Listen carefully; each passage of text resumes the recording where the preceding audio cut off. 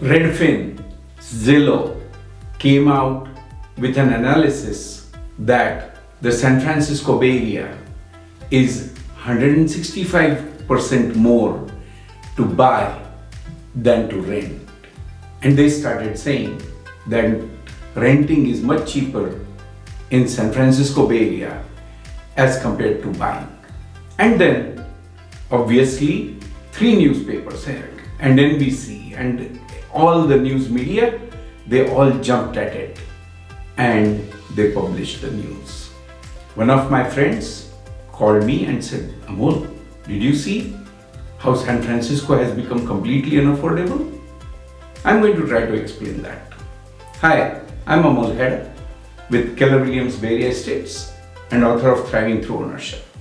So I love reading these articles, analyzing what they mean and what they make sense. So remember, there were those days just 1 year back or 1.5 years back when interest rates were 2% and we were getting obscene overbids and homes were selling at very high prices. And now the interest rates have gone 7.5 to 7.5%, and at this time the calculation for the monthly mortgage payment will be very high. Yeah, I know, for those that have just bought or have started looking at the real estate market in just the last 5 to 10 years, there was nothing like this. Interest rates were always below 3%, and why do I have to pay 7%? But guys, I myself bought my first condominium for 8.25% and not for a 30-year fixed. It was for a 5-year arm. And that's the reason why I put my calculator together and I said, okay, I need to make sense of what I'm going to get into. And that's where I have decided to do a whole calculation method that will save everybody hundreds of hours trying to figure this math out by themselves on their own. So 165% more is what people are paying just now to buy a home as compared to renting. So if somebody were paying, say, a $3,000 rent, which is roughly common around here in the Bay Area, they would pay $4,800 towards owning a home. That is what this means. Completely granted, it tightens people's budgets up, and they have not seen these kinds of numbers based on the home values.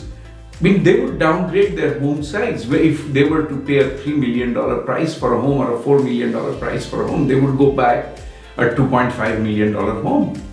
But now the prices have come down, but the payments have gone up dramatically because the interest rate has gone up 3 times. It definitely feels steep.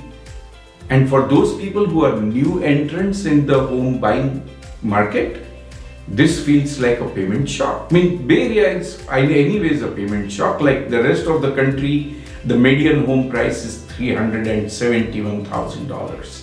And Bay Area, the median price is $2 million.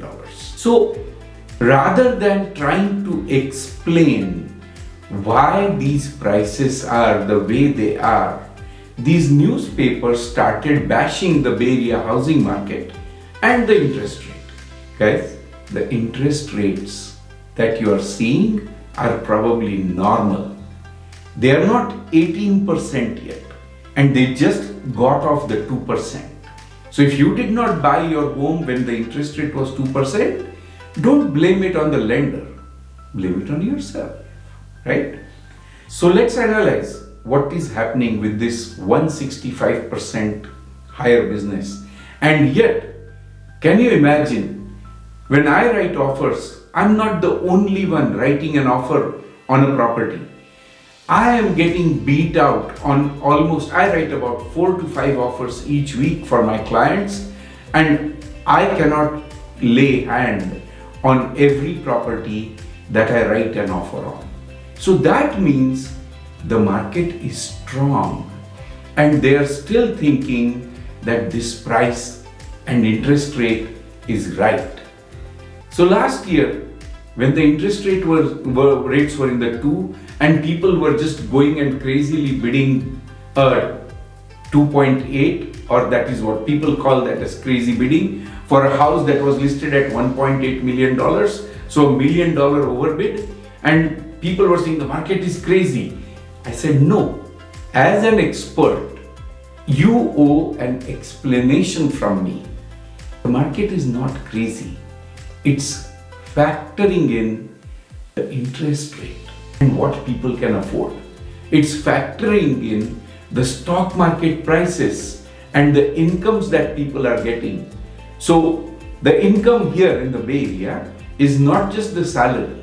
It's salary plus bonuses plus stock option income or RSU income.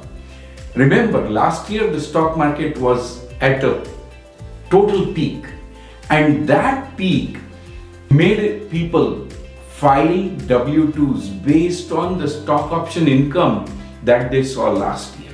This year the stock market has gone down big time, so the incomes have also gone down. So part of the reason why you're seeing the market go down is not just the interest rate. Incomes have also catered in. They have caved in. So income plus stock market prices and interest rate, all three factors have gone in to contribute to the price adjustments that are going into the market. I'm going to let you into two secrets.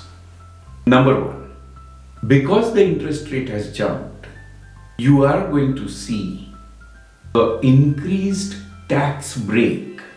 Like last year when the interest rate was 2% and you took a $750K tax deductible mortgage, you are only getting $15,000 towards your tax deduction. This year, when the interest rate is 7%, you're getting $54,000 in tax deductible income. So even though you are paying the interest, the federal income tax and the state income tax that's sharing that with you, let it sink. That's one reason why people can afford. The second reason why people can afford is because the housing prices have come down from their low interest peaks. And because they have come down from the low interest peaks, people are putting things together. People are writing offers. Number three, stock market has recovered. Because the stock market has recovered, everybody is thinking that, oh, should I go park my money in a safe haven? I think I should go buy a home, upgrade my home.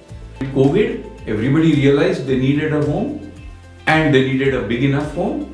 And now they're saying, oh, the stock market went back up again. Let me take some of that money out and go live in it myself. In fact, these are the three things that you should look at, not the way the media is playing you. Is this helpful? Yes, please share with your friends. Subscribe and click on the bell button. That way you get notified on my next one. Thanks for watching. Bye.